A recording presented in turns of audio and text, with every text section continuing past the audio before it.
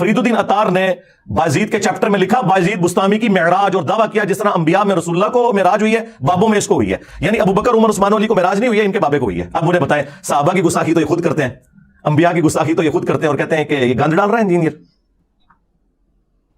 اور اینڈ پہ جا کے انہوں نے جب کنکلوڈ کیا انہوں نے کہا یہ بابا جی بہت بڑے تھے, اگر ان کی زبان سے کبھی یہ نکل گیا کہ سبحانی ما اعظم شأنی, میں پاک ہوں میری شان بہت بلند ہے, اور یہ سیم جملے علی حجویری نے بھی کشف المجوب میں نقل کیے, اور انہوں نے بھی وہی تعویل کی کہ وہ گھبرانے کی بات نہیں, ان کے منہ سے اللہ بول رہا تھا.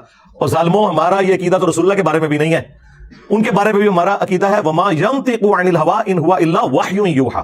نبی اپنی خواہش نفس سے کچھ نہیں کہتے, وہ کہتے ہیں جو اللہ ان کو وحی کرتا ہے. ہم یہ نہیں کہتے کہ رسول اللہ کے منہ سے اللہ بولتا ہے, یہ تو عقیدہ کفر ہے کہ اللہ بندے کے اندر حلول کر جائے, وہی نازل ہوتی تھی.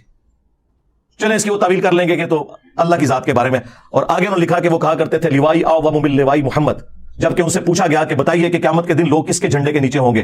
انہوں نے آگے سے کہا کہ میں اللہ کی قسم اٹھا کے کہتا ہوں نعوذ باللہ کہ محمد اور تمام انبیاء اور تمام مخلوقات قیامت کے دن میرے جھنڈے کے نیچے ہوں گی. یہ کون کہہ رہا ہے؟ بایزید بستامی.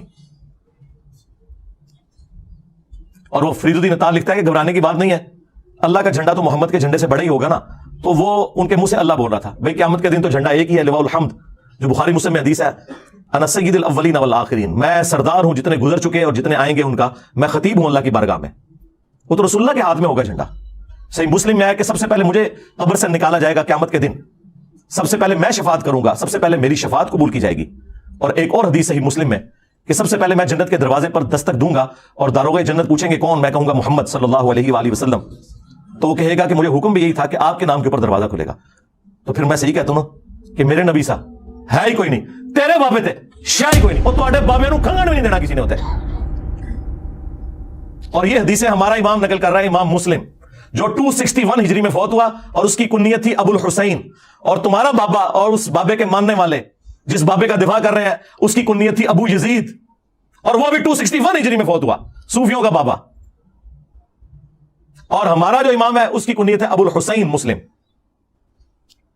فرق دیکھ لیں, ایک ہی زمانے میں ایک ہی سن میں فوت ہوئے ہیں, اور زمین و آسمان کا فرق ہے. تو یہ آپ کو پتا, یہ میرا فیوریٹ ٹاپک ہے.